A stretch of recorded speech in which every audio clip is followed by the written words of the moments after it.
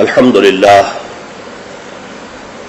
لله وكفى والصلاة والسلام على عباده الذين اصطفى خصوصا على أفضلهم وخاتم النبيين محمد الأمين وعلى آله وصحبه أجمعين.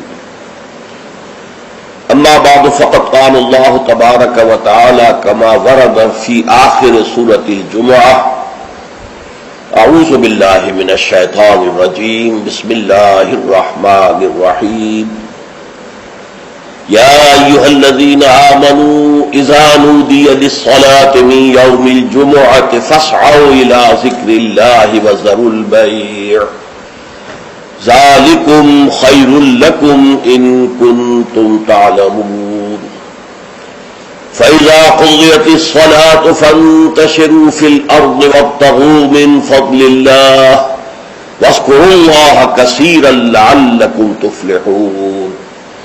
وَإِذَا رَأَوْا تِجَارَةً أَوْ لَهْوًا انفَضُّوا إِلَيْهَا وَتَرَكُوكَ قَائِمًا قُلْ مَا عِندَ اللَّهِ خَيْرٌ مِّنَ اللَّهْوِ وَمِنَ التِّجَارَةِ وَاللَّهُ خَيْرُ الرَّازِقِينَ. صدق اللہ العظیم. رب اشرح لي صدری ويسر لي امری واحلل عقدۃ من لسانی یفقهوا قولی. اللهم ربنا الہمنا رشدنا واعصمنا من شرور انفسنا. اللهم ارنا الحق حقا وارزقنا اتباعه وارنا الباطل باطلا وارزقنا اجتنابه. آمین یا رب العالمین. سورہ جمعہ کا دوسرا رکوع جو 3 آیات پر مشتمل ہے، آپ نے اکثر و بیشتر اس کی سماعت کی ہوگی. جمعے کی نمازوں میں بھی اس کو پڑھا جاتا ہے، خطبات میں پڑھا جاتا ہے. یہ 3 آیات حکمت و احکام جمعہ کے موضوع پر نہایت جامع آیات ہیں. اہمیت جمعہ، حکم جمعہ، حکمت جمعہ، مقصد جمعہ، ان تمام امور کو ان 3 آیات نے اپنے احاطے میں لے لیا ہے. چونکہ حضور کا سارا طرز عمل جو ہے اور آپ کا اعلی انقلاب جو ہے وہ قرآن مجید ہے، اور آپ کا سارا عمل اس کے گرد گھوم رہا ہے. دعوت و تربیت و تزکیہ کا سارا نظام قرآن کے گرد ہے. هو الذی بعث فی الامیین رسولا منہم یتلو علیہم آیاتہ ویزکیہم ویعلمہم الکتاب والحکمہ. لہذا اس کتاب ہی کی جب اسلامی کوئی ریاست یا نظام قائم ہو جائے تو اس کتاب کی تعلیم کو مسلسل امت میں جاری رکھنا، تاکہ وہ تعلیم جو ہے عام ہوتی رہے، پھیلتی رہے، اس کو تازہ کیا جاتا رہے، اس کے لیے نظام جمعہ تجویز کیا گیا. ہفتے وار اجتماع. اب اس کو نوٹ کر لیجئے کہ نہ تو وہاں پریس تھا کہ کتابیں ہوں، رسالے ہوں، اخبار ہوں، نہ وہاں ریڈیو، نہ وہاں ٹیلی ویژن، نہ وہاں اسکول، نہ وہاں کالج، نہ یونیورسٹیاں. تو تعلیم کا نظام کیا تھا؟ اچھا، تعلیم ایک تو ہوتی ہے بچوں کی تعلیم، اس کا تو بہت آسان کام ہوتا ہے. لیکن تعلیم بالغہ، انقلاب جو ہے وہ در حقیقت زیادہ تعلیم بالغہ پر زور دیتا ہے. ایک جو بھی انقلابی جو رہنما ہے، لیڈر ہے، وہ سب سے پہلے اپنے زمانے کے ایڈلٹس کو مخاطب کرتا ہے، ان کو تعلیم دیتا ہے، ان کے ذہنوں کا تزکیہ کرتا ہے، ان کے ذہنوں میں اپنا انقلابی فکر بٹھاتا ہے، جاگوزی کرتا ہے.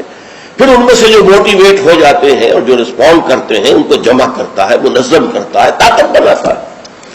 بچوں کی تعلیم کا اس میں دخل نہیں ہوتا. وہ تو جب نظام بن جائے گا، اسلامی نظام آ جائے گا، تو پھر اس نظام کے تحت بالکل نیا نظام تعلیم ہوگا. بچوں کی تعلیم ابتدا سے اس طریقے پر ہوگی کہ اس سے ان کے اندر اسلام اور ایمان کے جو جذبات ہیں وہ پیدا ہو، جہاد فی سبیل اللہ کا ذوق و شوق پیدا ہو.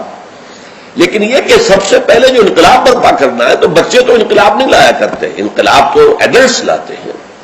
تو ان ایڈلٹس کو مخاطب کرنا اور ان کی تعلیم، ان کا ذہن بنانا، ان کے اندر اس انقلابی فکر کو ان کے ذہنوں میں، دلوں میں اتار دینا، جاگوزی کر دینا، یہ ہے وہ مقصد کہ جو نظام جمعہ کے ذریعے سے امت میں اس کو دوام دے دیا گیا.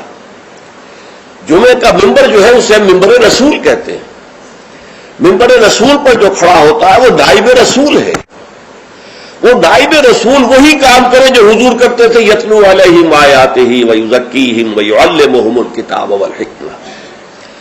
یہ کام امت کے اندر جاری و ساری ہو جائے، اس کا تسلسل ہو، اس کا دوام ہو، اس کے لیے جمعہ کی فرضیت کی گئی. نظام جمعہ یہ ہفتے وار اجتماع ہے. آپ کے علم میں ہوگا کمیونسٹوں کا معاملہ بھی یہ ہوتا تھا، ان کا بھی ایک فلسفہ تھا مارکسزم، اور جب تک وہ فلسفہ ذہنوں میں اتر نہ جائے کوئی شخص کمیونسٹ کیسے بنے گا؟ اور پھر وہ فلسفہ تازہ رہنا چاہیے، ان کے ذہنوں میں اجاگر رہنا چاہیے، مدھم نہ پڑ جائے، کہیں ان کے ساتھ اس کی ذہنی کمٹمنٹ کمزور نہ ہو جائے. تو وہ اپنے ویکلی میٹنگز کرتے تھے، اس میں کیا کرتے تھے؟ اسی فلسفے کی تجدید، اسی کی اور گہرائیوں میں اترنا، تاکہ ذہنوں کے اندر وہ فلسفہ راسخ رہے. جب فلسفہ راسخ رہے گا تو انقلابی فرور، انقلابی ذیل، انقلابی جذبہ بھی برقرار رہے گا، اور انسان جو ہے تن من دل لگا دے گا. تو یہ ربط ہے سورہ جمعہ کے ساتھ احکام جمعہ کا، اور یہ تو واضح ہی ہے کہ در حقیقت اس سورہ مبارکہ کا نام ہی اس حکم جمعہ کے حوالے سے لیا گیا ہے. اچھا، اب اس میں حکم جمعہ کی اہمیت کیا ہے اس کو آپ سمجھیے.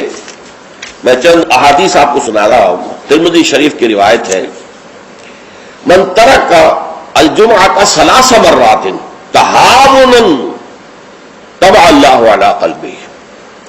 جس شخص نے 3 جمعے چھوڑ دیے کسر کی وجہ سے، یعنی کوئی اور عذر نہیں ہے، بیماری نہیں تھی، مسافر نہیں تھا، کوئی نہیں عذر، تہاونا، بس وہ اس کی اہمیت کو نہ سمجھتے ہوئے، اس کو کہتے ہیں ہون، جو آسانی سی بات ہو، بس کوئی اہمیت نہ ہو جس کی، تو تہاونا طبع اللہ علی قلبی، اللہ تعالیٰ اس کے دل پر مہر کر دے. اور یہ مہر کر دینا وہ بدترین سزا ہے جو بدترین کافروں کو دنیا میں دی جاتی ہے. ختم اللہ علی قلوبہم طبع اللہ علی قلوبہم، یہ بدترین کافروں کی سزا ہے. جو مسلمان جمعے کی اہمیت کو نظر انداز کرتے ہوئے بغیر کسی عذر کے اگر وہ جمعہ چھوڑ دے گا 3 جمعے، تو اس کے دل پر مہر ہو جائے گا. من ترک ثلاث جمع تہاونا بها طبع اللہ علی قلبہ. پہلی روایت ترمذی کی تھی، یہ ابو داؤد اور نسائی کی ہے. وقال مالک، امام مالک نے موطا میں جو بات کہی ہے وہ یہ ہے کہ لا ادری عن النبی صلی اللہ علیہ وسلم ام لا الا انه صفوان بن سلیم رضی اللہ عنہ قال من ترک الجمعة ثلاثا من غیر عذر ولا علت طبع اللہ علی قلبہ. امام مالک نے جو ان کی کتاب مشہور ہے الموطا، حدیث کا پہلا مجموعہ، حدیث اور فقہ دونوں کا، اس میں کہتے ہیں امام مالک کہ میں یہ تو نہیں کہہ سکتا کہ یہ صفوان ابن سلیم نے رضی اللہ عنہ حضور سے سن کر کہا یا خود کہا، لیکن ان کا قول یہ ہے کہ جس نے بھی 3 جمعے ترک کر دیے بغیر کسی عذر کے، بغیر کسی بیماری کے، طبع اللہ علی قلبہ، اللہ تعالیٰ اس کے دل کے اوپر مہر کر دے گا. سب سے سخت حدیث یہ صحیح مسلم کی ہے، عبداللہ ابن عمرو بن العاص اور ابو ہریرہ دونوں سے مروی ہے رضی اللہ تعالی عنہما، انہما سمع النبی صلی اللہ علیہ وسلم. یہاں بالکل یہ مرفوع حدیث ہے کہ ان دونوں نے سنا حضور سے یہ فرماتے ہوئے، لَيَنْتَهِيَنَّ أَقْوَامٌ مِّنْ غَدَرِ الْجُمُعَاتِ أَوْ لَيَخْتِمَنَّ اللَّهُ عَلَىٰ قُلُوبِهِمْ ثُمَّ لَيَكُونُنَّ مِنَ الْغَافِلِينَ. لوگ باز آ جائیں اپنی جمعے کی نماز کو ترک کرنے سے، ورنہ لازماً اللہ تعالیٰ ان کے دل پر ختم کر دے گا، مہر لگا دے گا. یہ وہی لفظ ہے جو سورہ بقرہ کی ابتدا میں آیا ہے، ان الذین کفروا سواء علیہم انذرتہم ام لم تنذرہم لا یؤمنون ختم اللہ علی قلوبہم وعلی سمعہم وعلی ابصارہم غشاوہ. پھر وہ غافلوں میں سے ہو جائیں گے. اسی صحیح مسلم میں حضرت عبداللہ ابن مسعود سے ایک اور روایت ہے، ان النبی قال لقوم یتخلفون عن الجمعۃ لقد هممت ان آمر رجلا يصلي بالناس ثم احرق على رجال يتخلفون عن الجمعۃ بیوتهم. حضور نے فرمایا میرا یہ دل چاہتا ہے کہ میں کسی اور شخص کو امامت کے لیے کھڑا کر دوں اور ان لوگوں کے گھروں میں جا کر ان کے سمیت آگ لگا دوں کہ جو جمعے کے اندر حاضر نہیں ہوتے. اب آپ ایک طرف حضور کی شخصیت کو دیکھیں، آپ کے اندر نرمی تھی، رقت تھی، شفقت تھی، محبت تھی، رأفت تھی، لیکن دوسری طرف سختی کا یہ عالم ہے کہ جمعے کی اہمیت، تاکہ معلوم ہو جائے کہ جمعے کی اہمیت کیا ہے۔ یا ایھا الذین آمنوا اذا نودی للصلاۃ من یوم الجمعۃ فاسعوا الی ذکر اللہ وذروا البیع۔ اے ایمان کے دعوے دارو، جب پکارا جائے نماز کے لیے جمعے کے دن، مراد ہے نماز جمعہ۔ ویسے تو ظاہر بات ہے کہ اذان تو فجر کی بھی ہوگی، عصر کی بھی، مغرب کی بھی، عشاء کی بھی، یہاں مراد کیا ہے؟ نماز جمعہ کے لیے جب اذان دی جائے فاسعوا الی ذکر اللہ، لفظی ترجمہ تو ہوگا تو پھر دوڑ پڑو اللہ کے ذکر کی طرف۔ صحیح کے معنی دوڑنا ہے، لیکن یہ کہ چونکہ حضور نے صلی اللہ علیہ وسلم دوڑنے سے منع کیا ہے، لہذا لپکو، یعنی ہمتاً متوجہ ہو جاؤ۔ اب کوئی کاروبار دنیاوی تمہیں ذرا اس گاہک کو نپٹا لوں، پھر نہیں، فوراً کاروبار بند۔ فرمایا فاسعوا الی ذکر اللہ وذروا البیع، کاروبار چھوڑ دو۔ ذالکم خیر لکم ان کنتم تعلمون، یہی تمہارے لیے بہتر ہے اگر تم سمجھو۔ اب دیکھیے، غور کیجئے اس میں کہ ہو سکتا ہے کوئی شخص، کوئی دکاندار بیچارہ صبح سے بیٹھا تھا، کوئی گاہک نہیں آیا، عین جس وقت گاہک دکان میں داخل ہوا اسی وقت اب اذان جمعہ کی آواز آ گئی۔ اب بڑے سخت امتحان میں ہے وہ، لیکن فرمایا گیا ذالکم خیر لکم، بظاہر گھاٹے کا سودا ہے، صبح سے بیکار بیٹھے تھے، کوئی گاہک نہیں تھا، اب آیا ہے تو نماز کی اذان آ گئی، چھوڑ کے جانا پڑے گا۔ ضرور پڑے، کاروبار چھوڑ دینا یہ لازم ہے، یہ حکم ہے، یہ واجب ہے، فرض ہے چھوڑ دینا، اس میں کسی قسم کی کوتاہی جو ہے وہ پسندیدہ نہیں ہے۔ تو جمعے کی اہمیت کے لیے ایک طرف تو قرآن مجید کے یہ الفاظ، یا ایھا الذین آمنوا اذا نودی للصلاۃ من یوم الجمعۃ فاسعوا الی ذکر اللہ وذروا البیع ذالکم خیر لکم ان کنتم تعلمون، اور اس کے ساتھ جمع کیجئے وہ احادیث جو میں آپ کو سنا چکا ہوں۔ اگر 3 جمعے کسی مسلمان نے بغیر عذر کے، ہاں عذر ہو سکتا ہے، آپ بیمار ہیں تو آپ پر فرض نہیں ہے، آپ مسافر ہیں تو مسافر پر فرض نہیں ہے، آپ غلام ہیں کسی کے تو آقا کی اجازت کے بغیر نہیں جا سکتے، لہذا غلام پر بھی جمعہ فرض نہیں ہے، بچے پر بھی جمعہ فرض نہیں ہے، خواتین پر جمعہ فرض نہیں ہے، وہ اپنی ظہر کی نماز اپنے گھروں میں ادا کریں، جمعہ کی فرضیت نہیں ہے۔ لیکن جس پر جمعہ فرض ہے اور پھر وہ صرف تہاوناً، کسل مندی یا اس کی اہمیت کو نہ سمجھتے ہوئے وہ اگر جمعے مسلسل 3 ترک کر دے گا تو طبع اللہ علی قلوبہم بھی آ گیا، اور ختم اللہ علی لیختمن اللہ علی قلبہ، اللہ تعالیٰ اس کے دل کے اوپر مہر کر دے گا۔ اچھا، اس میں اب جو نوٹ کرنے کی بات ہے وہ یہ ہے، جمعے کو جمعہ بنانے والی شے خطبہ جمعہ ہے۔ نماز تو ظہر کی نماز کا قائم مقام جمعہ ہے نا، ظہر کے 4 فرض ہیں اور جمعے کے 2 ہیں، تو نماز اصل شے نہیں ہے، اصل شے جو ہے خطبہ جمعہ ہے، جس نے کہ جمعے کو اہمیت دی ہے۔ اسی کہ خطبہ میں تعلیم ہوتی ہے، تلقین ہوتی ہے، جسے میں نے کہا اصل جو مقصد ہے یہ ہفتے وار اجتماع ہے۔ اس ہفتے وار اجتماع میں تازہ کرنا ہے اپنے نظریے کو، اپنے خیالات کو، اپنے نظریات کو، اپنے عقائد کو تازہ کرنا ہے، اسے پانی دینا ہے، سینچنا ہے، اور یہ کام در حقیقت خطبے کا ہے۔ ویسے یہ کہ تاریخی اعتبار سے جان لیجئے کہ اسلام جو ہے، شروع سے اسلام ہے، حضرت آدم سے لے کر حضور تک اور آج تک اصل دین جو ہے وہ اسلام ہے۔ ان الدین عند اللہ الاسلام۔ یہ تو اسلام کے ایڈیشنز ہیں کہ ایک خاص احکام جو حضرت موسیٰ کو دیے گئے تو وہ اس وقت کے لوگوں کے لیے وہ لازم تھے، پھر وہ احکام جو ہے شریعت محمدی کی شکل میں آئے ہیں صلی اللہ علیہ وسلم، تو ہم پر وہ واجب ہے، لازم ہے۔ لیکن یہ کہ یہ نظام جو ہے رہا ہے ان تمام مذاہب میں کہ ہفتے کے ایک دن کو فارغ کیا جائے اللہ کی یاد کے لیے۔ چنانچہ یہ حکم جمعہ ہی تھا کہ جو دیا گیا تھا امت موسوی کو علی نبی الصلوۃ والسلام، جمعے کا دن تھا۔ ہمیشہ سے جمعے ہی کا دن جو ہے وہ در حقیقت مقدس دن ہے، اور جمعے ہی کا دن ہے کہ جو ابتدائے آفرینش سے چلا آ رہا ہے اس کام کے لیے۔ لیکن یہودیوں نے اپنی جو بھی شر پسندی تھی ان کے اندر، ان کے مزاج میں جو بغاوت تھی، ان کا جمعے کو چھوڑو جی ہفتہ کرو، تو اللہ تعالیٰ نے بھی پھر ہفتہ ہی ان پر فرض کر دیا۔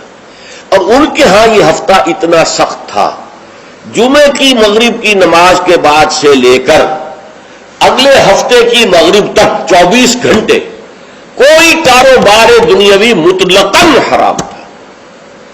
آج بھی امریکہ کے اندر جو لوگ رہتے ہیں، جو کہ پریکٹسنگ جیوز ہیں، جن کے وہ لمبے لمبے بال ہوتے ہیں، ادھر زلفیں ہوتی ہیں، اور انہوں نے لمبے لمبے کوٹ سے رنگ کے پہنے ہوتے ہیں، اور فیلٹ ہیٹ ہوتا ہے ان کا خاص طرز کا سیاہ رنگ کا، یہ جو پریکٹسنگ یہودی ہیں، اور آرتھوڈاکس یہودی ان کو کہتے ہیں، یہ جمعے کی شام سے اپنے ٹیلی فون کنیکشن بند کر دیتے ہیں، کوئی گفتگو نہیں، ان کے تمام دفاتر بند، گھروں پر بھی کوئی ٹیلی فون نہیں لیں گے، وہ سب بند، اور اس کے بعد ان کا پورا دن گزرتا ہے۔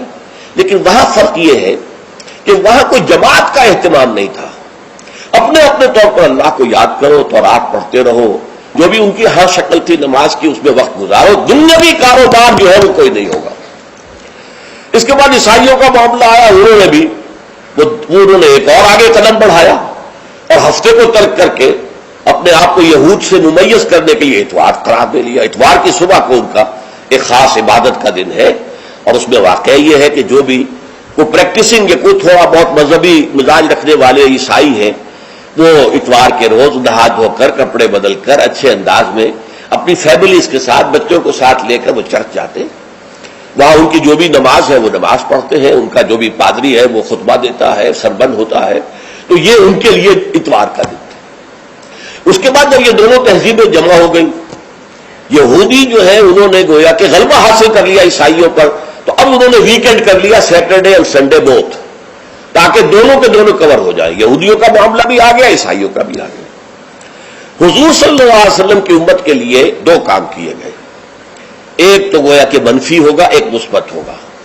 منفی کام یہ کہ پورے دن جمعے کے کاروبار کو حرام نہیں کیا گیا، بلکہ حرام کاروبار ہے صرف اذان جمعہ سے لے کر جمعے کی نماز کے ادا ہو جانے تک، بس اس دوران میں کاروبار دنیاوی مطلقاً حرام، کوئی کاروبار، آپ جائز سے جائز کاروبار کر رہے ہیں، صحیح سے صحیح کاروبار کر رہے ہیں، لیکن وہ بھی حرام ہے اس وقت اگر آپ نے کیا ہے جبکہ جمعے کی اذان ہو چکی ہے اور جبکہ نماز ابھی ادا ہو رہی ہے، اس دوران حرام۔ لیکن باقی دن کے اندر حرمت نہیں رکھی ہے، البتہ میں ابھی آپ کو بتاؤں گا۔ تشویق یہ ہے کہ صبح سے لے کر جمعے تک کا وقت جو ہے یاد الہی میں بسر کیا جائے، تشویق اور ترغیب ہے، اس لیے کہ اگلی آیت میں ہم پڑھیں گے کہ جب جمعہ کی نماز ادا ہو چکے تو تم منتشر ہو سکتے ہو زمین میں اور جاؤ اور اپنے کاروبار میں لگ جاؤ۔ لیکن جمعے سے قبل کے بارے میں کچھ نہیں کہا، نہ تو یہ کہا کہ کاروبار نہیں کر سکتے، نہ یہ کہا کہ کرو جاؤ تمہیں اجازت ہے، نہیں، وہاں سکوت اختیار کیا قرآن نے۔ فَإِذَا قُضِيَتِ الصَّلَاةُ فَانتَشِرُوا فِي الْأَرْضِ وَابْتَغُوا مِن فَضْلِ اللَّهِ، جب نماز ادا ہو چکے تو تم زمین میں منتشر ہو سکتے ہو۔ یہاں پر بھی اگرچہ وجوب کا لفظ آیا ہے کہ فَانتَشِرُوا، منتشر ہو جاؤ، لیکن یہاں جو ہے مانا ہے تمام علماء نے کہ یہ وجوب جو ہے یہ کسی شے کی فرضیت کے لیے نہیں ہے کہ لازماً جمعے کے بعد منتشر ہو جانا ضروری ہے، بلکہ استحباب ہے، جا سکتے ہو، اجازت ہے، مباح ہے۔ کاروبار کی حرمت کا معاملہ ختم ہو گیا جیسے ہی جمعے کی نماز ادا ہو چکی، اب آپ جائیں اپنے دفتر میں جائیں، اپنے کاروبار میں جائیں، اپنی دکان پر جائیں، کوئی اعتراض نہیں۔ لیکن یہ ہے کہ جہاں تک پہلے کا وقت ہے اس کے بارے میں کوئی بات نہیں آئی، یہ احادیث میں آئی ہے اور اسے تبکیر کہتے ہیں۔ پسندیدہ یہ ہے کہ جمعے کی صبح ہی سے انسان جو ہے وہ اس کام میں مصروف ہو جائے جو کام یہودیوں کے ہاں تھا پورے یوم سبت میں، اسے تبکیر کہتے ہیں۔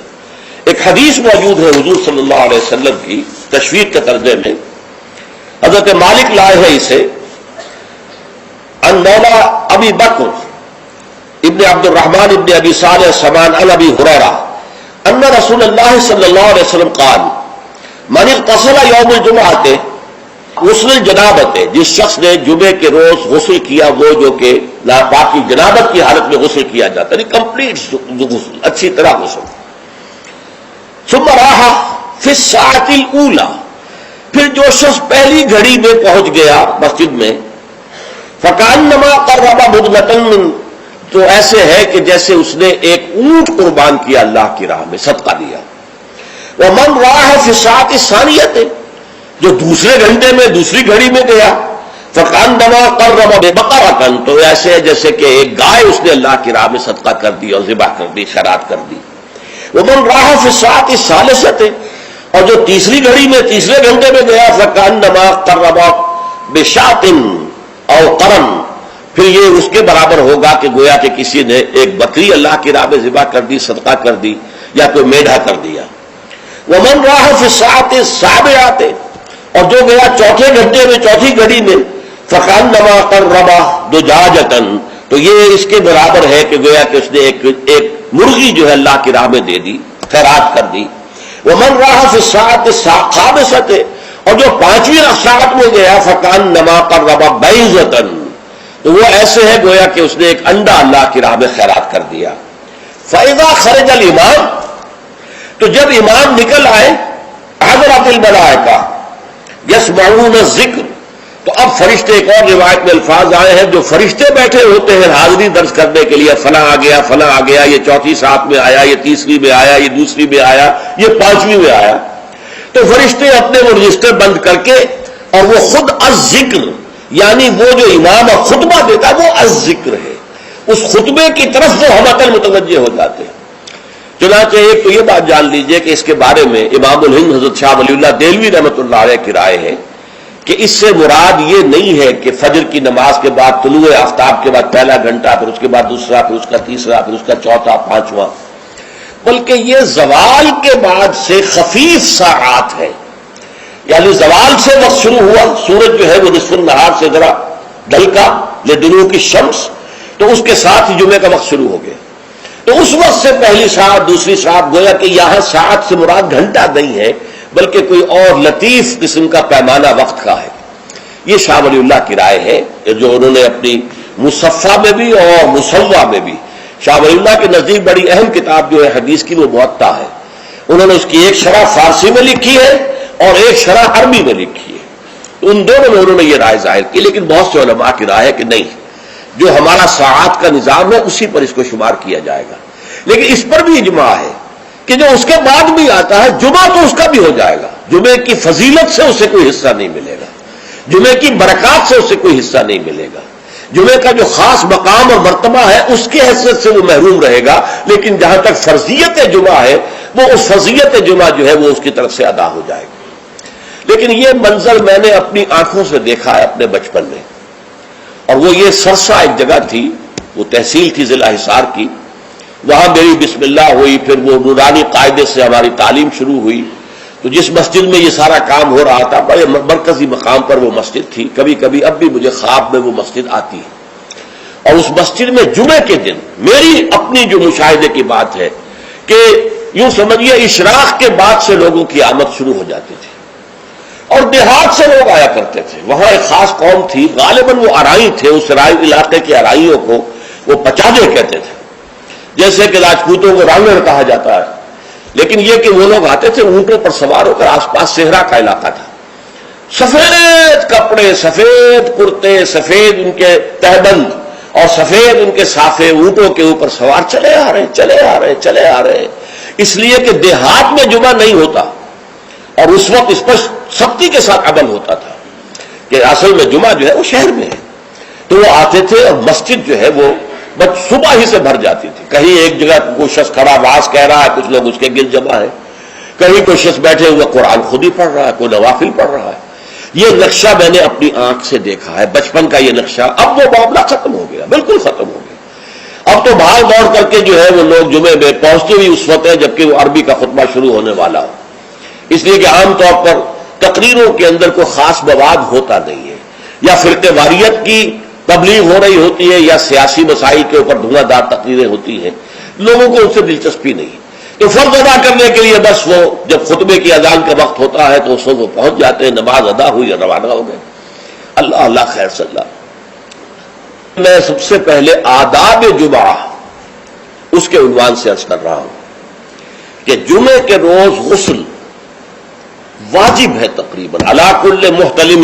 یہ حضور کے الفاظ یہ ہیں، غسل الجمعہ کے واجب علی کل محتلم. جو بھی بالغ ہو چکا ہے مرد، عورت پر تو ظاہر بات ہے کہ جمعہ فرض ہے ہی نہیں، جیسا کہ میں عرض کر چکا ہوں، اس کے لیے جمعے کا غسل واجب ہے.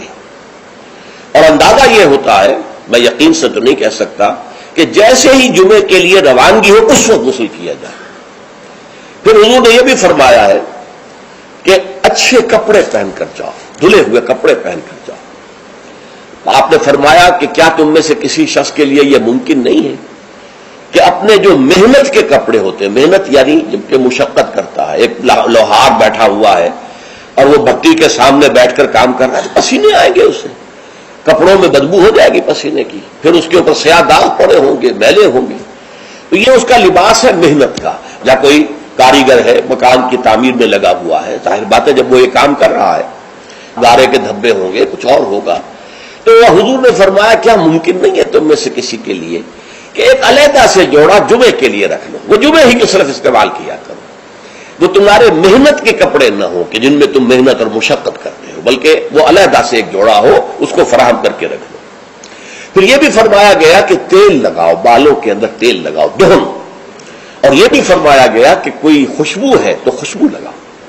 وہ سب کس لیے کہ جو ماحول ہو جمعے کا وہ معطر ماحول ہو، ایسا نہ ہو کہ پسینوں کی بدبوؤں کی وجہ سے طبیعت ملغز ہو رہی ہو لوگوں کی، نہیں، بلکہ یہ کہ بڑا خوشگوار ماحول ہو، خوشبو ہو اس کے اندر، اور یہ کہ کپڑے اچھے پہن کر لوگ بیٹھے ہوئے ہوں. بلکہ اسے کہا گیا الجمعہ تو عید المسلمین، یہ ہفتہ روزہ عید ہے در حقیقت. یہ مسلمانوں کو عید کی طرح اسے جو ہے وہ منانا چاہیے، سیلیبریٹ کرنا چاہیے. جیسے عید کو آپ کپڑے جو ہے غسل کرتے ہیں، صبح کپڑے بدلتے ہیں، خوشبو لگاتے ہیں، پھر جاتے ہیں مسجد کو، عیدگاہ کو، ایسے ہی معاملہ ہونا چاہیے جمعے کا. یہ عید المسلمین ہے، یہ گویا کہ ہفتے وار عید ہے مسلمانوں کی.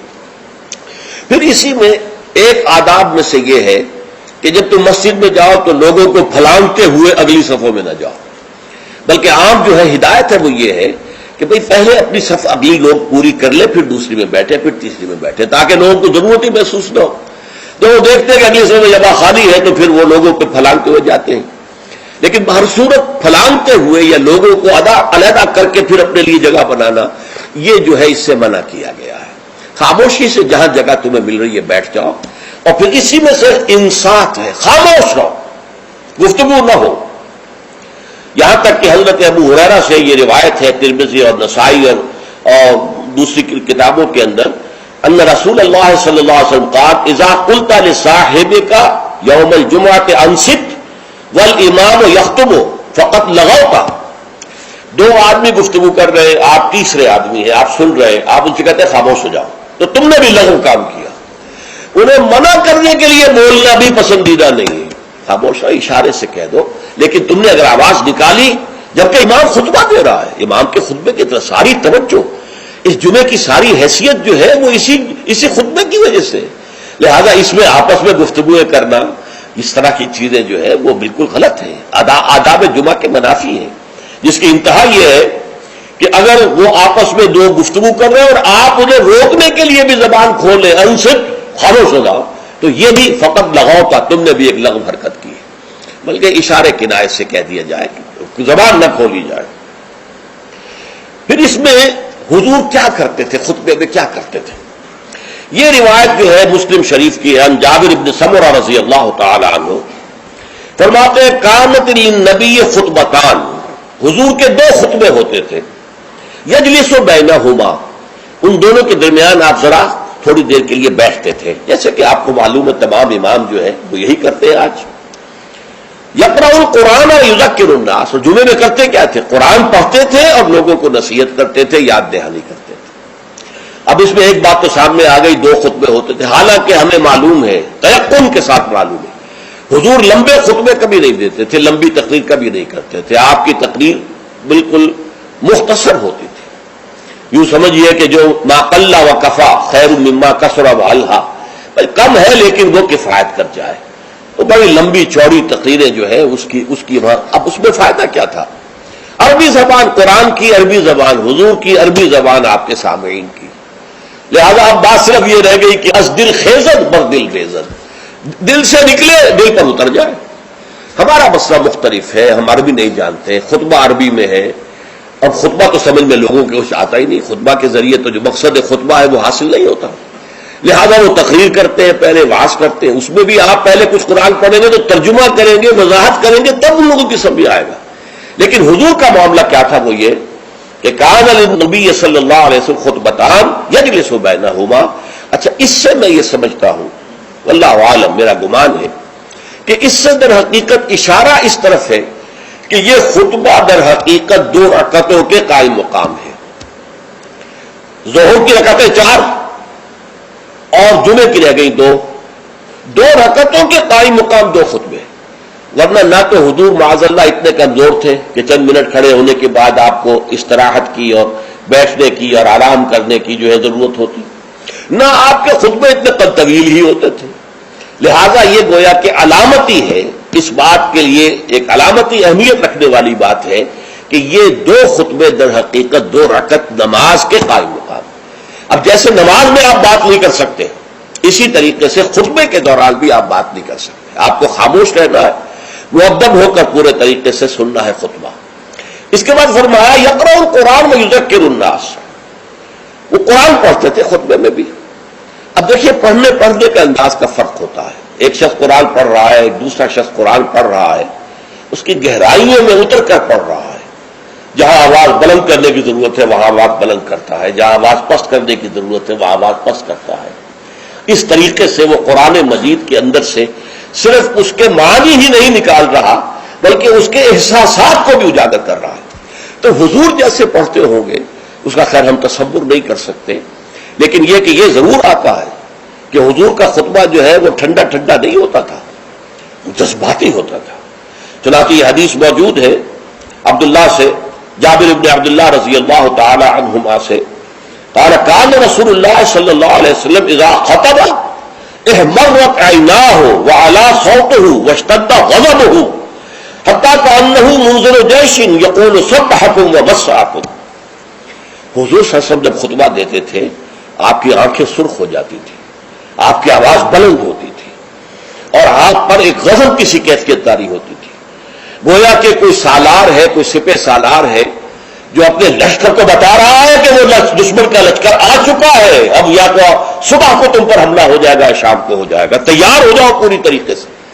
تو جیسے کوئی کسی فوج کا سردار جو ہے سپہ سالار اپنے جو سپاہی ہیں ان کو آمادہ کرتا ہے جنگ کے لیے اور انہیں خبردار کرتا ہے کہ دشمن کا لشکر سر پر آ چکا ہے، سبحکم اور مسعکم، وہ صبح کو آیا یا شام کو آیا کہ آیا.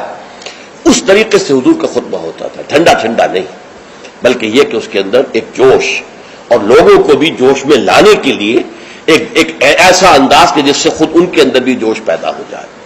اور اس میں کیا ہوتا تھا؟ قرآن پڑھتے تھے. ایک صحابی نے فرمایا ہے کہ میں نے سورہ قاف حضور کے خطبہ جمعہ سے یاد کی ہے. یعنی عام طور پر آپ سورہ قاف اس طرح پڑھتے تھے کہ پھر مجھے اس کے یاد کرنے میں بڑی آسانی ہو گئی اور میں یاد کر لیا میں نے. اس سے متعلق میری زندگی کا بھی ایک واقعہ ہے، میں بھی حیران ہوں اس طرح کے جب بات پڑھتا ہوں.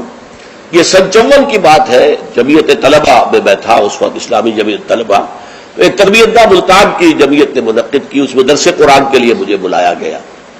وہ ایک محلہ ہے ملتان کا قدیر آباد، اور قدیر آباد میں ایک مسجد تھی حافظ عبد التواب صاحب کی، مشہور تھی، نابینا تھے. فجر کی نماز ایک روز میں نے اس مسجد میں پڑھی اور اس کے امام نے یا خود حافظ عبد التواب تھے یا کوئی اور صاحب تھے، واللہ اعلم مجھے نہیں معلوم، فجر میں سورہ قاف پڑھی. اس قدر عمدگی سے پڑھی، اتنی خوشحانی سے پڑھی، اس طرح اس کو پڑھتے ہوئے مجھے اپنے اندر جو ہے محسوس ہوا کہ کوئی چیز جو ہے جنبش میں ہے. رقص جاز برہم زلد افلاق را، تو یہ تو انسان کی روح کا ایک رقص ہے کہ جو ہوتا ہے قرآن کے ساتھ.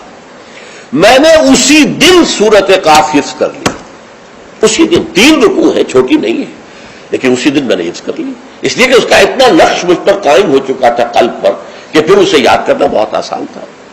اسی طرح ایک مرتبہ مولانا اصلاحی صاحب کے پیچھے جمعہ پڑھا، انہوں نے سورہ قیامہ پوری کی پوری خطبے کے پہلے خطبے کے اندر پڑھی اور وہ مجھے یاد ہو گئی. تو اس طریقے سے یہ پڑھنے میں زمین و آسمان کا فرق ہوتا ہے. جو بھی انداز ہے قرآن کا اس کو صحیح طور پر، ورنہ ہمارے یہاں یہ بھی ہے کہ حسن قرات کے لیے جو قواعد مقرر ہو گئے ہیں اس کے تحت پڑھے جاتا ہے تو اس کے اندر وہ کیفیت نہیں ہوتی، وہ جذبہ جو ہے اس سے ٹرانسمٹ نہیں ہوتا، واللہ عالم. بہرحال حضور کا خطبہ جو ہوتا تھا اس میں آپ جب قرآن پڑھتے ہوں گے اس انداز سے تو اس سے جو قلوب کے اوپر گہرا اثر پڑتا تھا تو وہی ہے اصل میں کہ جو مقصود ہے، یذکر الناس، یاد دہانی کرانا. دیکھیے یہی وجہ ہے کس قدر گہرا ربط ہے. جمعے کی 2 رکعتوں میں سے ایک میں سورۃ الاعلی سبح اسم ربک الاعلی، دوسری میں پھر هل اتاک حدیث الغاشیہ سورہ غاشیہ. کیوں؟ اس لیے کہ دونوں میں تذکیر کا حکم ہے. تذکیر فذکر ان نفعت الذکری سیذکر من یخشی ویتجنبها الاشقی. اے نبی آپ تذکیر کرتے رہیے، آپ تذکیر کرتے رہیے، اور وہ تذکیر جو ہے وہ مفید ہو جائے گی ان لوگوں کے لیے جن کے اندر کچھ بھی رمق ہے ایمان کی. اس تذکیر سے ان کا ایمان تازہ ہو جائے گا اور ان کے اندر جو ہے وہ ایمانی جذبات و کیفیات جو ہے وہ اثر نو پوری بہار پر آ جائے. اسی طریقے سے فذکر سورہ غاشیہ میں فرمایا فذکر انما انت مذکر لست علیہم بمسیطر. اے نبی آپ یاد دہانی کرائیے، اور آپ جو ہے ان کے اوپر کوئی ٹھیکیدار تو نہیں ہے، کوئی ان کے اوپر آپ کوئی ذمہ دار نہیں بنا دیے گئے، کوئی داروغہ نہیں بنا دیے گئے کہ لازماً آپ انہیں ہدایت پر لے آئے، لیکن یاد دہانی کرائیے. شاید ان کے دل کے اندر سوئی ہوئی روح جو ہے وہ بیدار ہو جائے اور وہ روح جو ہے وہ رقص میں آ جائے قرآن مجید کو سن کر. تو یہ تذکیر کا حکم دونوں میں ہے، اور وہی دو صورتیں ہیں جو حضور پڑھتے تھے. کبھی تو پڑھتے تھے فجر میں، یہ فجر میں عام طور پر سورہ سجدہ پہلی رکعت میں اور سورۃ الدہر دوسری رکعت میں، لیکن نماز جمعہ میں عام طور پر سورۃ الاعلیٰ اور سورۃ الغاشیہ. تو کیا آپ کرتے تھے؟ یذکر الناس، لوگوں کو یاد دہانی کرتے تھے. تو یہ ہے جمعے کے آداب کے ضمن میں، اور جمعے کا جو مقصد ہے جو معلوم ہوا حضور صلی اللہ علیہ وسلم کے آپ کے عمل مبارک سے کہ یہ تذکیر ہے. تذکیر کسے کہتے ہیں؟ یاد دہانی. آپ کو اپنا مقصد زندگی دوبارہ یاد ہو جائے، تازہ ہو جائے. ہمارے لیے مقصود اللہ کی رضا ہے، دنیا کی کوئی شے مقصود نہیں ہے، مطلوب نہیں ہے. دنیا بس ضرورت کی شے ہے، برتنے کی شے ہے.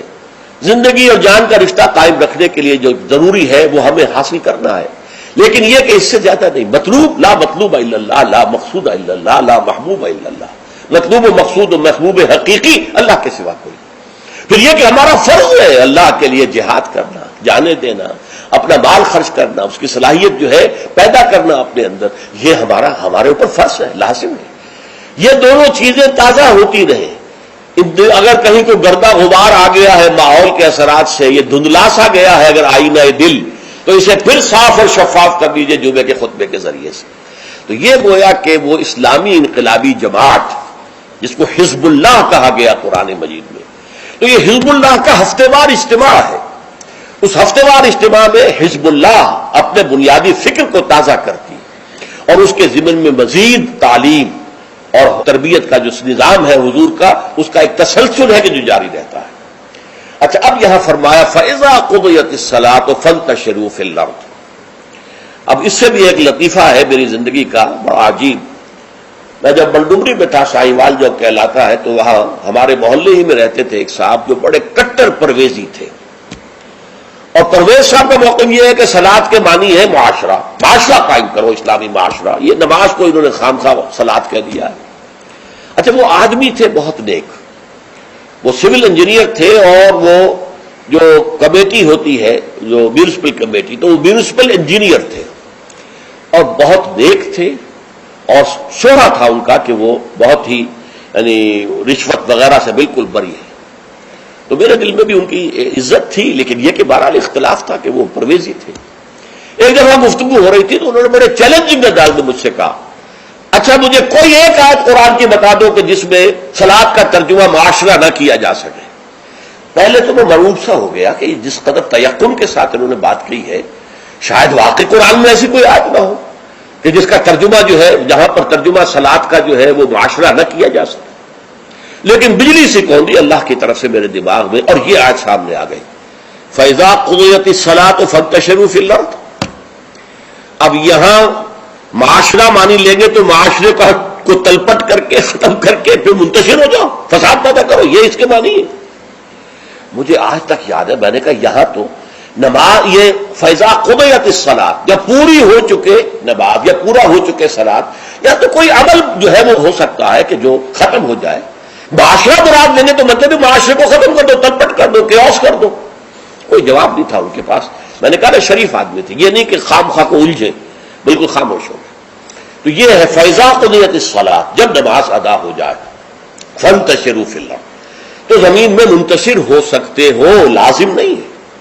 بہت سے نیک مسلمانوں کو میں نے دیکھا ہے جمعے کے بعد سے عصر تک بیٹھے رہتے ہیں مسجد کے اندر اللہ کی یاد میں. تو یہ نہیں ہے کہ حکم ہے وہ حکم کی خلاف ورزی کرنا، نہیں. ہاں جا سکتے ہو، کہ جاؤ، تمہارا کاروبار ہے، تمہاری دکان ہے، کوئی تمہارا دفتر ہے، اس میں جانا ہے جاؤ. فانتشروا فی الارض وابتغوا من فضل اللہ، اللہ کا فضل تلاش کرو. اب یہاں یہ بہت اہم مقام ہے کہ مراد ہے رزق، لیکن رزق کو اللہ کا فضل قرار دیا جا رہا ہے. اس کو سمجھ لیجئے، یہ اسلام کا جو معاشی فلسفہ ہے، اس کے جو فلسفیانہ اصول ہیں، ان میں سے ایک اصول یہ ہے کہ چاہے محنت تم نے کی ہے، کھیت میں ہل تم نے چلایا ہے، بیج تم نے ڈالا ہے، اس کو سینچا تم نے ہے، پھر فصل جو ہے اس کی حفاظت تم نے کی ہے، پھر فصل کاٹی ہے، پھر تم دانے گھر لائے ہو، پھر ان کو پیسا ہے، پھر ان کی روٹی پکائی ہے، یہ سب کچھ تم نے کیا، لیکن اسے اللہ کا فضل سمجھو، اپنا کسب نہ سمجھو. کسب جو ہے وہ نیکی اور بدی کے لیے ہے. انسان نیکی کما رہا ہے، یہ اس کی کمائی ہے، بدی کما رہا ہے، یہ اس کی کمائی ہے.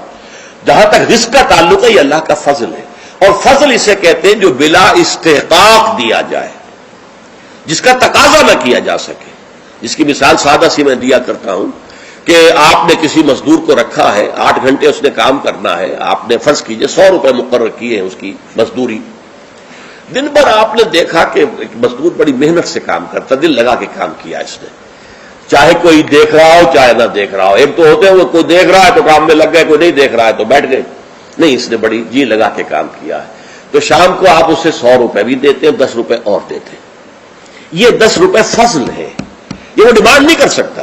ڈیمانڈ تو 100 کر سکتا تھا، 100 طے ہوئے تھے، لیکن آپ نے اپنی طرف سے بغیر اس کے کسی قانونی استحقاق کے 10 روپے اسے دے دیے. یہ فضل ہے. اسی طریقے سے رزق جو بھی انسان کو ملتا ہے وہ فضل ہے اللہ کا، اسے اپنا کسب نہ سمجھو. جب تم سمجھو گے یہ اللہ کا فضل ہے تو پھر دیکھو گے اللہ اس کو کس طور سے خرچ کرنا چاہتا ہے، کروانا چاہتا ہے مجھ سے، کس کس کے حقوق اللہ نے اس میں رکھے. تو فابتغوا من فضل اللہ واذکروا اللہ کثیرا، لیکن اس میں بھی اللہ کو کثرت کے ساتھ یاد کرو. یہ نہ ہو کہ مسجد میں تو اللہ کا ذکر ہوا، باہر نکل گئے تو بھول گئے. نہیں، بلکہ یہ کہ جو کام کر رہے ہو اس میں کام میں تمہارے ہاتھ مصروف ہو اور دل تمہارا جو ہے وہ اللہ کے ساتھ لگا ہوا ہو. جسے آپ کہتے ہیں پنجابی میں ہتھ کارول دل یارول. یہ ہے ذکر کثیر. اور ذکر کثیر کا سب سے بڑا ذریعہ کیا ہے کہ جو مصنون دعائیں ہیں حضور صلی اللہ علیہ وسلم سے، رات کو سونے لگے ہیں تو دعا ہے، صبح اٹھے ہیں تو دعا ہے، بیت الخلاء میں داخل ہو رہے ہیں تو دعا ہے، باہر نکلے ہیں تو دعا ہے. ظاہر بات ہے کوئی ایکسٹرا ٹائم تو آپ کا نہیں لگ رہا، وہ کام کر رہے ہیں آپ، لیکن ہر کام کے کرتے. شیشہ دیکھا ہے، آئینہ دعا ہے، کپڑے بدلے ہیں دعا ہے، گھر سے نکلے ہیں مسجد کے لیے دعا ہے، مسجد میں داخل ہوئے تو دعا ہے، مسجد کے اندر تو ذکر ہے ہی ہے سارا، باہر نکلے ہیں تو دعا ہے، بازار میں داخل ہو رہے ہیں تو دعا ہے، بازار سے واپس آ رہے ہیں تو دعا. ہر کام کے لیے دعا ہے. یہ دعا جو ہے یہ ذکر کثیر کا سب سے بڑا طریقہ ہے، ذریعہ ہے. اور اس کے اندر دوہری ہے بات کہ ایک تو آپ کا اللہ سے تعلق قائم ہو گیا کہ آپ نے دعا اللہ سے کی ہے، ایک آپ کا تعلق حضور کے ساتھ قائم ہو گیا کہ آپ نے الفاظ وہ استعمال کیے جو حضور کے الفاظ ہیں. تو گویا کہ دو نسبتیں تازہ ہو گئیں جب بھی آپ نے ایک مسنون دعا پڑھی ہے. تو دعا ادعیاء مسنونہ جو ہے در حقیقت وہ دوام ذکر کا سب سے بڑا ذریعہ ہے. اس کے لیے علیحدہ سے وقت نکال کر کوئی آسن بنا کر اور کوئی ضربے لگا کر اس کی ضرورت نہیں، بلکہ ہر کام کرتے ہوئے. تو زندگی کے ہر کام کے ساتھ دعا ہے، اور وہ دعا مسنون جو حضور سے ثابت ہے. لہذا دو نسبتیں جو ہیں جس کو آپ کہتے ہیں ایک تیر میں دو شکار، اللہ سے دعا ہو گئی، اللہ سے تعلق قائم ہو گیا، اور الفاظ آپ نے وہ استعمال کیے جو محمد الرسول اللہ سے منقول ہے صلی اللہ علیہ وسلم، آپ کا تعلق حضور کے ساتھ قائم ہو گیا. واذکروا اللہ کثیرا لعلکم تفلحون، تاکہ تم فلاح پاؤ. اب جو تیسری اور آخری آیت ہے وہ ایک خاص واقعے سے متعلق ہے. وَإِذَا رَأَوْا تِجَارَةً أَوْ لَهْوًا انفضوا إِلَيْهَا. اے نبی ان لوگوں کا حال یہ ہے، ان لوگوں سے کیا مراد ہے اب یہاں معین نہیں ہے، لیکن کچھ لوگ جو بہرحال مسجد میں نماز جمعہ ادا کر رہے تھے، اِذَا رَأَوْا تِجَارَةً جب انہوں نے دیکھی کوئی تجارت، کوئی کاروبار، اور لہون یا کوئی کھیل تماشا، کہیں سے کسی مداری کی ڈگڈگی کی آواز آ گئی، تو اب یہ ہے کہ یہ آپ کو چھوڑ کے یہ ادھر متوجہ ہو گئے. انفضوا الیہا وترکوک قائما، اور آپ کو کھڑے ہوئے چھوڑ گئے. قل ما عند اللہ خیر من اللہو ومن التجارہ. بڑی شدید جو اس پر سرزنش آئی، ان سے کہہ دیجئے جو اللہ کے پاس ہے وہ تجارت سے بھی اور یہ دل لگی کے کاموں سے اور یہ تفریح کے کاموں سے سب سے بڑھ کر قیمتی شے ہے، اور اللہ ہی تعالیٰ جو ہے وہ رزق دینے والا ہے۔ تو اس کا در حقیقت یوں سمجھ لیجئے کہ ایک تو عام طور پر یہ کہا گیا ہے کہ ابتدا میں جمعہ کا خطبہ بھی نماز کے بعد ہوتا تھا، جیسے عیدین کا جمعہ بھی آج کل ہوتا ہے۔ عیدین میں آپ کو معلوم ہے 2 رکعت نماز کے بعد جو ہے وہ خطبہ ہوتا ہے۔ تو ابتدا میں صورت یہ تھی کہ اسی طرح جمعے کا خطبہ تھا، تو کچھ لوگوں نے یہ سمجھا کہ جمعہ تو ادا ہو چکا، خطبے کی اہمیت ان کے سامنے نہیں تھی، اور صورتحال یہ تھی کہ سخت قحط پڑا ہوا تھا، اجناس کی کمی تھی بازار میں، گندم جو وغیرہ دکانیں خالی تھیں۔ اسی اسنا میں گھنٹیاں سی بجنے لگی، اونٹ چلے آ رہے ہیں، معلوم ہوا کہ قافلہ آ گیا ہے اجناس لے کر، شام سے گندم لے کر یا جو لے کر یا اور چیزیں لے کر کھانے پینے کی۔ تو ہم لوگوں کو فکر ہوئی جیسے کہ ہمیں ہو جاتی ہے، جلدی جائیں، پتہ نہیں سب لوگ خرید لیں اور ہم رہ جائیں، جو بھی مال آیا ہے، جو بھی اجناس آئی ہے وہ ختم ہو جائے، ہم رہ جائیں۔ تو اس خوف سے لوگ جو ہے حضور کو کھڑا ہوا، جبکہ ابھی آپ خطبہ دے رہے تھے، اور اگر واقعتاً وہ بات صحیح ہے کہ نماز ادا ہو چکی تھی تو خطبہ جو ہے وہ بات کی انہوں نے اضافی شے سمجھی، اس کی کوئی اہمیت نہ سمجھی، وہ چلے گئے۔ تو میں اسی روایت کو زیادہ صحیح سمجھتا ہوں کہ جمعہ جو ہے وہ ابتدا کے اندر جمعے کا خطبہ بھی نماز کے بعد ہوتا تھا، تو لوگ چلے گئے۔ انفقوا الیہا وترکوک قائما، میرے نزدیک یہ کہ اگر نماز ادا نہ ہوئی ہوتی تو مجھے گمان نہیں ہے کہ کوئی ایک شخص بھی وہاں سے نکلتا۔ اچھا، نکلنے والوں میں ظاہر بات ہے کہ سب سے پہلی فہرست پر تو منافقین ہوں گے، جن کے دلوں میں ایمان ہے ہی نہیں، یا ضعیف الایمان لوگ ہوں گے، یا کچھ غافل قسم کے ہوں گے جنہیں خطبے کی اہمیت کا علم نہیں تھا۔ تو اسی اعتبار سے بڑی مناسبت ہے کہ یہ آخری آیت جڑی ہوئی ہے اگلی سورت سے، سورہ منافقون، اور اس میں بھی اذا جاءک المنافقون قالوا نشهد انک لرسول اللہ واللہ یعلم انک لرسولہ واللہ یشهد ان المنافقین لکاذبون۔ تو گویا کہ یہ اس طریقے سے جڑ گئی ہیں دونوں صورتیں، سورہ جمعہ اور سورہ منافقون، اور حضور صلی اللہ علیہ وسلم اسی وجہ سے کبھی کبھی سورہ جمعہ اور سورہ منافقون فجر میں پڑھتے تھے۔ اکثر تو میں بتا چکا ہوں کہ سورہ سجدہ اور سورہ دہر، لیکن کبھی کبھی سورہ جمعہ اور سورہ منافقون پڑھتے تھے، کیونکہ یہ آپس میں جڑی ہوئی ہے۔ وَإِذَا رَأَوْا تِجَارَةً أَوْ لَهْوًا انفضوا إِلَيْهَا، اب یہاں پر لوگوں کی ہدایت کے لیے لہو کا لفظ بھی اضافہ کر دیا گیا۔ جو واقعہ میں نے بیان کیا اس میں صرف یہ کہ گندم یا کچھ اور جو ہے وہ اجناس جو ہے ان کی کمی تھی، اور اس وقت وہ قافلہ آ گیا تو بہت سے لوگ ادھر متوجہ ہو گئے، اور حضور کا جو خطبہ جاری تھا اس کی پرواہ نہیں کی۔ اس پر سرزنش کی گئی۔ اس سے اضافی فائدہ کیا ہوا کہ خطبے کی اہمیت واضح ہو گئی کہ نماز جمعہ تو ہے ہی خطبے کے لیے، ورنہ نماز تو تم زور کی پڑھتے ہو، 4 رکعتیں پڑھتے ہو، اور یہاں تم نے 2 رکعتیں پڑھی ہیں۔ اصل میں تو یہ خطبہ جو ہے وہی ہے در حقیقت جس کے ذریعے سے اپنے انقلابی فکر کو تازہ رکھنا ہے، اپنے انقلابی جذبے کو، جہاد اور قتال کے جذبے کو برقرار رکھنا ہے۔ یہ اس کے لیے ایک نظام تعلیم ہے، تعلیم بالغہ کا نظام۔ اب اگرچہ اس وقت صورت یہ ہے کہ نماز جمعہ کی اور خطبہ جمعہ کی وہ حیثیت الا ماشاء اللہ کہیں کہیں اگر ایسا ہو تو ہو کہ یہ مقصد پورا ہو رہا ہو، ورنہ حقیقت میں نہیں ہوتا۔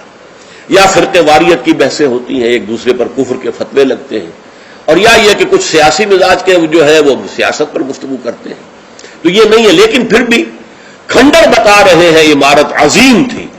آج بھی مسلمان جس اہتمام کے ساتھ جمعے کے لیے جاتے ہیں، جتنی بڑی بڑی گیدرنگز ہوتی ہیں، کانگریگیشنز ہوتی ہیں، تو اس سے معلوم ہوا کہ محمد کا قائم کردہ یہ نظام صلی اللہ علیہ وسلم کس قدر محکم تھا، اور آج تک بھی بڑا پیارا ہی مصرع ہے، کھنڈر بتا رہے ہیں عمارت عظیم تھی۔ اگرچہ وہ اصل عمارت تو ختم ہوئی، رہ گئی رسم ادا روح بلالی نہ رہی، فلسفہ رہ گیا تلقین غزالی نہ رہی، نماز و روزہ و قربانی و حج یہ سب باقی ہے، تو باقی نہیں ہے۔ اللہ کی روح جو ہے تقوی اللہ وہ ختم ہو چکی ہے۔ لیکن یہ ہے کہ پھر بھی یہ کھنڈر جو ہے یہ بھی بتا رہے ہیں کہ عمارت جب تھی قائم تو کتنی عظیم ہوگی، جبکہ اس کے ڈھانچے کے اندر اس کی روح بھی تھی، تذکیر، یاد دہانی، اسلام کے انقلابی جذبات کو تازہ کرنا، اپنے انقلابی فکر توحید کو تازہ کرنا۔ تو یہ گویا کہ حزب اللہ کا ہفتے وار اجتماع تھا۔ بارک اللہ لی ولکم فی القرآن العظیم ونفعنی وإیاکم بالآیات والذکر الحکیم۔